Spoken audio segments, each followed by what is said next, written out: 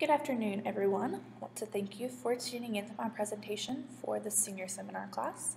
My name is Megan Bivens, and what I've chosen to present on today is the idea of mindfulness and mindfulness meditation and how that is related to well-being. So I want to start out with talking about why I chose this topic. So this was an incredibly open assignment. It was pretty much choose anything related to well-being and talk about it for 10 or 15 minutes based on research. So why I ended up choosing mindfulness after I'd gone back and forth between like well-being in religion or well-being college students, because that's an interesting one. I ended up choosing mindfulness because, number one, I'm personally interested in it. So I've been through some mindfulness training sessions in different classes, and using those techniques really helped reduce my stress that day. It helped reduce any anxiety I was feeling that day, and so it's something that I've been interested in learning more about ever since then. I'm not the only one interested in learning more about it, as it is growing in the field. More and more therapists are beginning to use it, more and more research is beginning to be done on it. A third reason that I think mindfulness is an interesting topic in relation to well-being is that everyone is capable of practicing mindfulness and mindfulness meditation. It doesn't require meeting a therapist. You can Google different programs online and find something for you.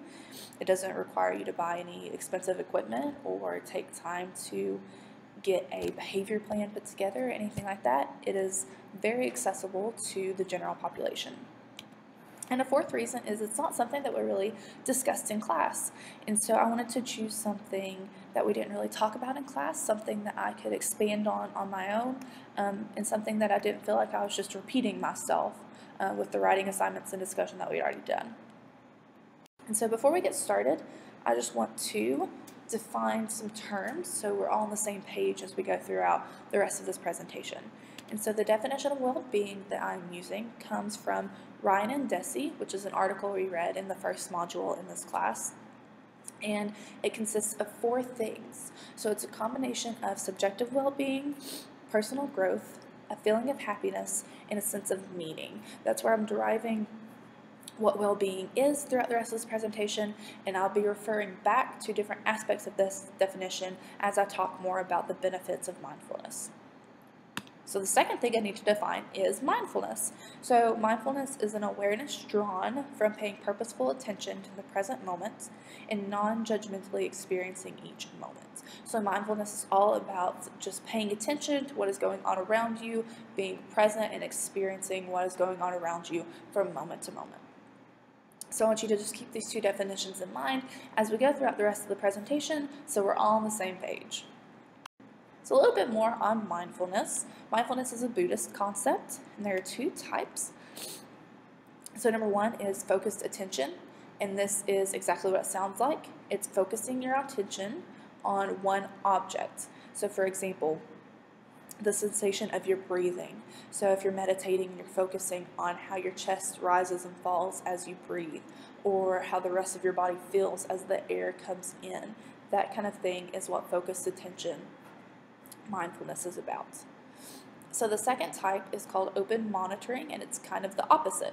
So open monitoring is the idea of you trying not to focus on any one object, but rather experiencing your surroundings as a whole and being present in those surroundings. So you're trying to be attentive to everything that is happening without focusing on any one object for too long.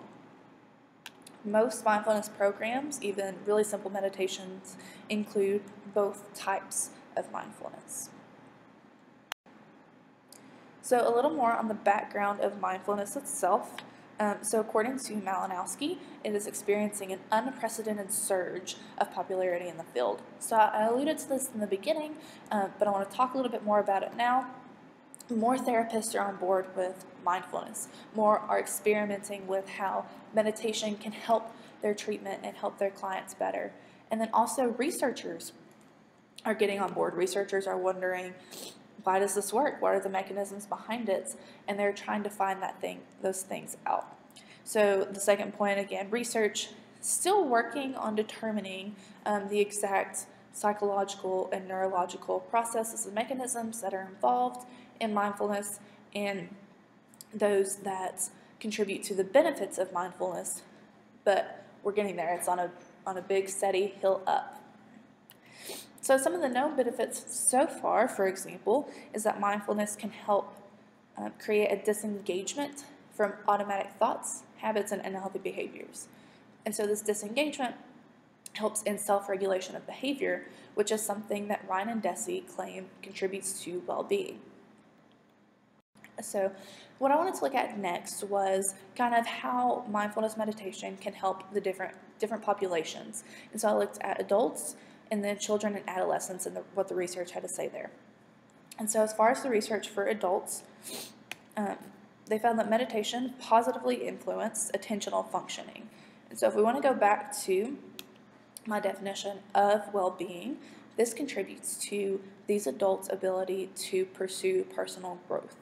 And so to pursue personal growth, it is important that you can be attentive to your surroundings, you can be attentive in the moment, and that those functions are working well so you can make quick decisions, and then you can make other decisions if you end up not liking those decisions, and just that you can pay attention to what is going on and you can gain knowledge that way. So the second thing in adults they found is that mindfulness attention awareness is positively correlated with pleasant affect and life satisfaction in a sample of the general adult population. And so what this study did was they took a sample, again, of the general adult population, and they gave them an inventory to see what level of awareness they had about mindful attention in their own life. After that, they then gave them different inventories measuring different aspects that can contribute to well-being, and then they looked at the relationship between the mindful attention awareness of each adult and then what they reported on those other inventories. And what they found was the higher the mindful attention awareness, the higher the pleasant affect, and the higher the overall life satisfaction those adults also reported. And so relating this back again to my definition of well-being, so pleasant affect has to do with happiness, a feeling of happiness day to day, a pleasant, positive mood day to day.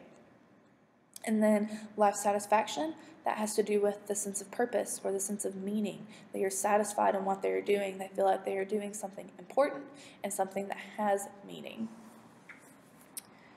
So what I wanted to look at next was how is this used differently in children and what results are the different or the same in children and adolescents as compared to adults, because oftentimes what I've found in my studies so far is that sometimes a treatment plan for adults doesn't work exactly the same in children. It has to be adapted or it has to be totally redesigned. And so I was interested to see what happened there in relation to mindfulness and mindfulness meditation. So something that was found with the research in children and adolescents was that the mindfulness meditation decreased symptoms of anxiety and ADHD. Additionally, in adolescents, they also saw a decrease in depressive symptoms. And additionally, in children, they also saw an increase in social behaviors, metacognitive skills, and executive functioning abilities.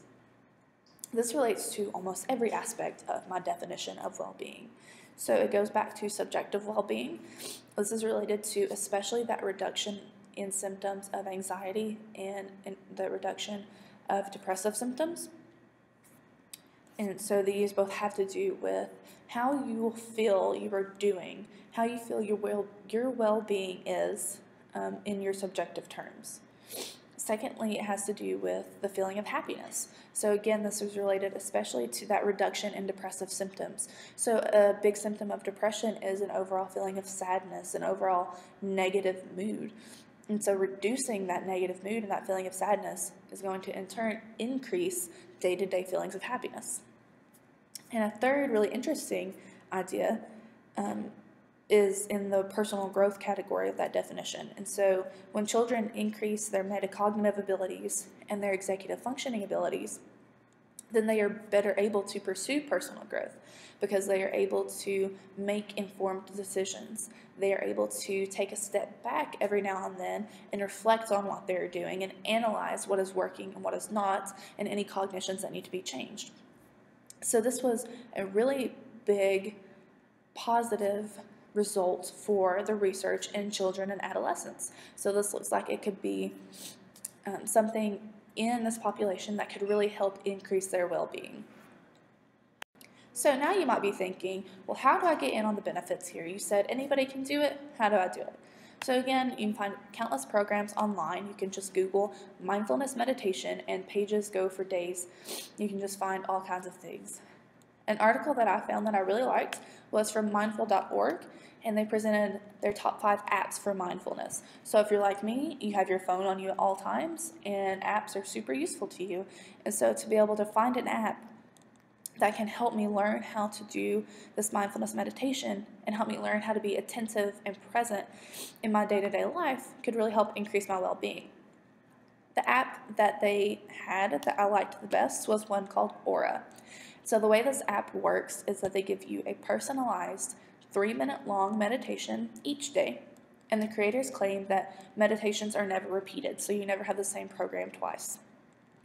And I like all 3 of these aspects about this app. And so the personalization I really appreciate because it's not a generic plan that may or may not work for you. You can see here in the screenshot that it asks you to do reflections. And so the question for today is, what are you grateful for today and why? And so then your meditations are going to be personalized to what you're going through, the things that you're dealing with. The second thing is that it's short.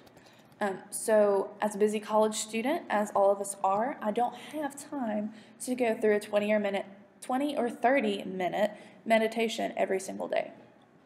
I wish I did, but right now I just don't.